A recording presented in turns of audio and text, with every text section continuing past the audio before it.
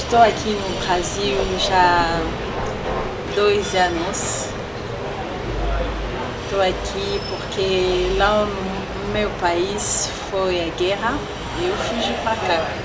No meu país foi secretária numa empresa, ONG, e quando eu cheguei aqui não tem jeito para buscar o trabalho.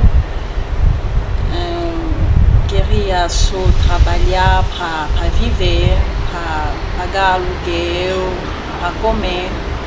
Então já adaptei aqui no Brasil, bem que a língua é mais ou menos difícil para buscar o trabalho, é muito difícil porque eu fui desemprego desde o mês de janeiro e achei o trabalho no mês de maio. Foi muito difícil para mim, mas graças a Deus estou aqui no Sudeste.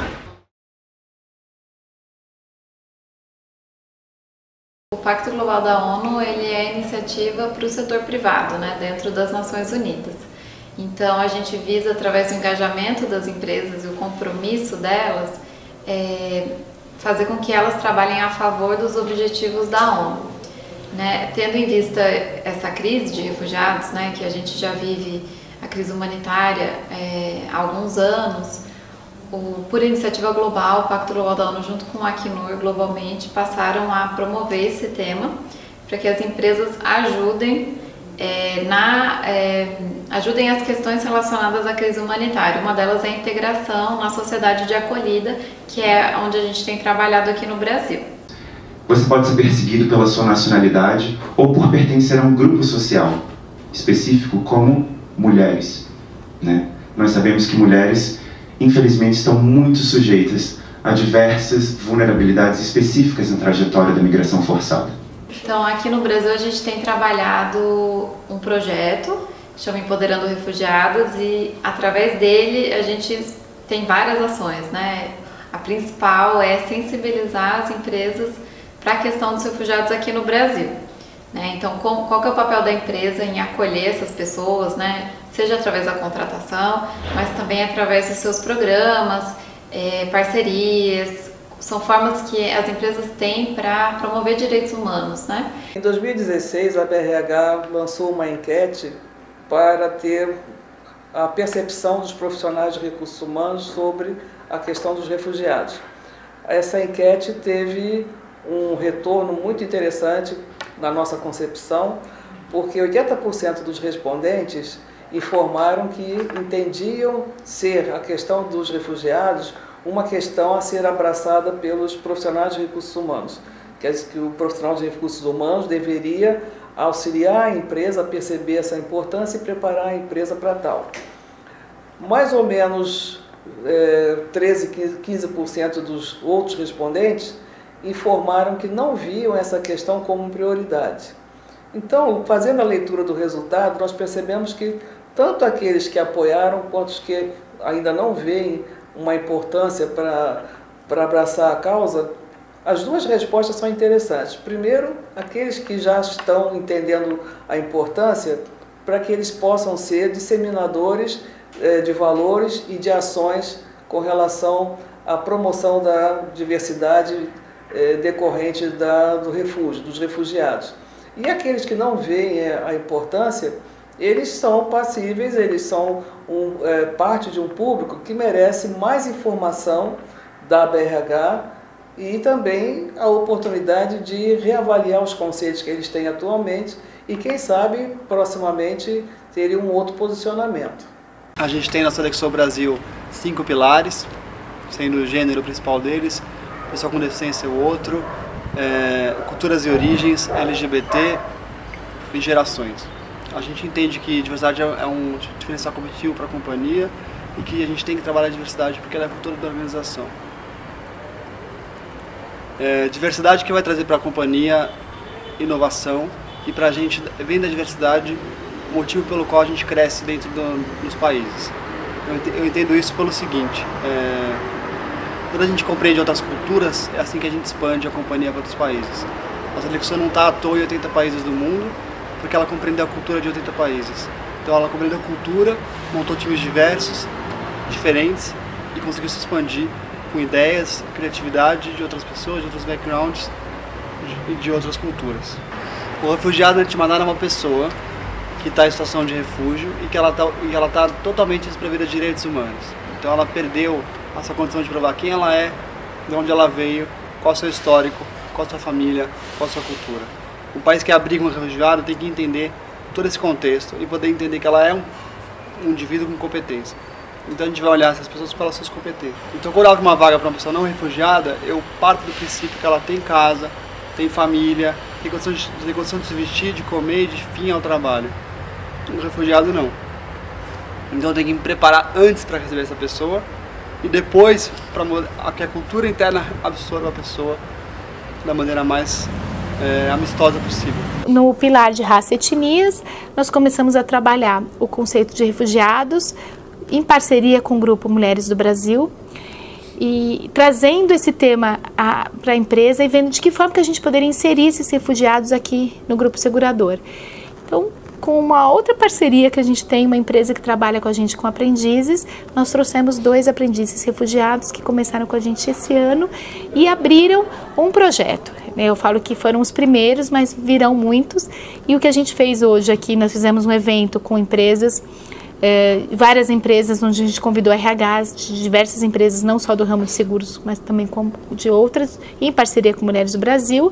Nós trouxemos as ONGs que trabalham com esse tema para que a gente pudesse conectar as empresas que estão interessadas pela causa, que foram as que estiveram presentes aqui, hoje aceitaram o convite, com as ONGs que trabalham isso, os institutos, a Acnur, que é um órgão da ONU que esteve aqui com a gente. Então, o intuito é a gente conseguir preparar jovens para entrar no mercado como aprendizes e também abrir a seleção para todas as demais posições que a gente tiver, para a gente poder dar oportunidade também para os refugiados participarem dos processos seletivos. Como foi muito bem dito hoje aqui, eles não precisam de caridade, eles precisam de oportunidade. Tá. Agora, e quais são as principais dificuldades que vocês encontraram quando vocês chegaram no Brasil? Como que foi isso? É bem difícil falar da dificuldade, porque é muita coisa e é difícil de imaginar mesmo, porque já imaginou uma pessoa te rejeitar, você deixar tudo, deixar os seus amigos, a sua família e chegar num lugar totalmente diferente, onde o idioma é diferente, onde a cultura é diferente e você tem que aprender a falar, a ouvir, trabalhar, estudar. E ter que se sustentar, porque ninguém vai te receber de mãos abertas no momento em que te ver. Você vai ter que conquistar. Vai bater com a cara na parede, mas vai aprender. Sobre refugiados, é um dos temas que a gente começou, eu falo que a gente está ainda engatinhando. Nós começamos a trabalhar o ano passado, quando começamos a fazer parte do Grupo Mulheres do Brasil, mais especificamente do grupo, que é o Comitê de Refugiados. E aí me interessei muito por um pilar deste comitê, que é a inserção no mercado de trabalho. Fomos conhecer um pouco as ONGs que trabalham com isso e elas ainda estão iniciando esse trabalho, mas o que mais esses refugiados precisam é do idioma, o idioma português. Então muitos deles chegam ao Brasil sem conseguir falar o idioma e têm dificuldade de conseguir um emprego, conseguir se alocar. A legalização dos diplomas deles, dos certificados, porque muitas vezes eles vêm sem nenhum documento, dependendo da situação de risco que eles foram colocados e saem do país trazendo a roupa do corpo praticamente. Então, mesmo que consigam trazer os documentos, como que isso consegue legalizar aqui no Brasil? Documentos e certificados de formação deles e também prepará-los para as entrevistas. Então, a gente está com um projeto dentro do Mulheres do Brasil também, para ajudá-los a formar como se comportar numa entrevista, como fazer um currículo, como colocar o perfil no LinkedIn. E aí tem várias ONGs apoiando, várias iniciativas aí para prepará-los para entrar no mercado de trabalho. Nós temos aprendido com esse grupo quando houve a solicitação, ela foi através do Grupo Segurador Banco do Brasil e Mafra. Isso através de um projeto que nasceu dentro do Mulheres do Brasil, para que a gente pudesse ter uma sala só para refugiados. No primeiro momento assustou um pouco, mas é sempre um desafio. Então, em cima desse desafio, já que nós estávamos trabalhando e estamos trabalhando também com refugiados na parte de aprendizagem, né, falamos, vamos em frente. Nós temos jovens hoje conosco que veio de Angola, do Congo, Serra Leoa e Síria. São diferentes entre si, pela cultura de cada país, mas são iguais no ímpeto da juventude. Então são jovens que esperam as mesmas coisas, né? Eles têm anseios, dúvidas, inseguranças, mas principalmente têm sonhos. Principalmente querem vencer uma série de situações. E através do curso nós estamos aprendendo e ensinando, né? É uma via de mão dupla que nós temos com eles hoje, né? No primeiro momento eles estavam muito ansiosos, mas agora, depois de praticamente 3 semanas, né, que estamos juntos, eles não diferem muito dos jovens que nós temos aqui, né? Trabalhamos com eles essa diferença porque eles acabam se sentindo diminuídos até pelo fato de serem chamados refugiados ou nas listagens aparecer o nome refugiados, e então a gente tem tentado trabalhar isso para que isso não seja uma dificuldade, uma diferença, um problema para eles, né? Enfrentar o que vão ter que enfrentar aqui. O termo refugiado não se usa com qualquer imigrante que vem para o Brasil. Tem o termo refugiado, imigrante e migrante. O migrante é aquele que parte do seu país para um outro estado. Por exemplo, ele sai do Rio de Janeiro e vai para São Paulo, para Bahia. O imigrante é aquele que sai do seu país para o outro país. É intercontinental. Eu saio, por exemplo, do Brasil e vou para a Colômbia ou para a França. E o refugiado é aquele que sai do seu país por motivos políticos ou de guerra ou por uma outra consequência, ele vai para um outro país se refugiar. Então, nem todo mundo que vem para um país, sendo de pele diferente de refugiado, tem que saber distinguir um pouquinho isso. De refugiado, sim, tem imigrantes e também tem migrantes. Então, tem que saber distinguir esse termo, é isso. O grande desafio vai ser colocá-los no mercado de trabalho. E é isso que nós estamos tentando fazer. Quem não fala português, nós estamos tentando fazer o máximo em sala de aula para que eles falem português, para que eles participem do nosso dia a dia, para que eles conheçam a nossa cultura, mas sempre respeitando a cultura deles. Então eu acho que essa química está dando certo. Ainda que as empresas estejam já sensibilizadas, né, para a causa da diversidade, e a gente tem trabalhado a causa do refúgio, né, em contratação, tem utilizado muito essa bandeira da diversidade, porque são pessoas que trazem, né, diversidade cultural, contribuem para a empresa com diferentes idiomas, alta resiliência. Ainda assim, as empresas que decidem abrir as portas, né, para refugiados, decidem fazer alguma contratação, geralmente o que a gente nota é que tem entraves na hora da contratação e um pouquinho depois até, né?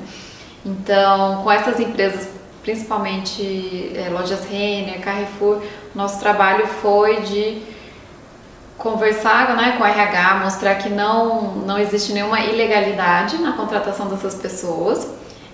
A principal dificuldade que a gente vê é no reconhecimento do documento que elas têm, que é um protocolo, né, é um pedaço de papel, ou seja, não parece algo muito oficial.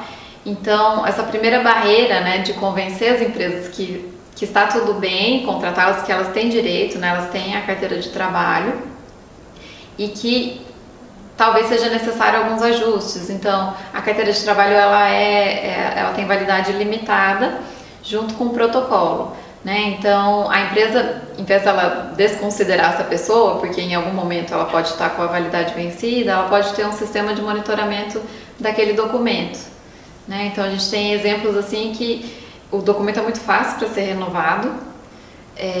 Então, as empresas elas podem ter formas para garantir que aquela pessoa não vai ficar em situação irregular no Brasil. A inclusão da diversidade dá resultado? É uma pergunta que sempre me fazem. Eu não consegui quantificar ainda assim como eu não consigo quantificar a inclusão de não diversidade, né? Eu acho que dá resultado todo mundo que vem para uma empresa, quer trabalhar e se esforça para fazer essa empresa produzir, ter uma boa otimização dos seus custos. Eu acho assim, por que a gente tem que fazer a diversidade? Porque é a coisa certa a se fazer. Claro, quando a gente tem indicadores, fica mais fácil para vender, dentro da organização, fora da organização, a gente tem que ter indicadores. Mas isso não tem que vir na frente. A gente tem que pensar qual que é a nossa missão, qual que é o legado como empresa que a gente deixa, de que forma que a gente devolve para a sociedade tudo que a gente tem, como empresa, como grupo. Eu acho que, sim, é bom ter indicadores, mas não são eles que vão definir a forma que você vai tratar a diversidade dentro da organização. Acho que nós, como empresas, eu falei hoje, né, assim, falar um pouco do quanto nós somos pessoas privilegiadas e quanto que a gente pode usar os nossos privilégios para ajudar aqueles que mais precisam nesse momento, para que eles possam adquirir os próprios privilégios deles e que em um momento eles possam retribuir isso para alguém, que isso é muito claro, né? A gente percebe que o pouco que eles têm, eles dividem com as pessoas que estão ao redor deles. E a gente tem muito, às vezes a gente esquece que a gente tem que dividir. Queria pedir a outra empresa de atender os refugiados, porque tem outra empresa que para trazer o refugiado é muito difícil, porque imagina que o filho do país brasileiro encontra muita dificuldade, imagina para estrangeiro. Então, vou pedir que a empresa pode ir aonde pode encontrar outros refugiados só para ajudar, porque muito refugiado não tem trabalho, não tem. São na rua, para aqui, para cá. Eu pedi de ajudar.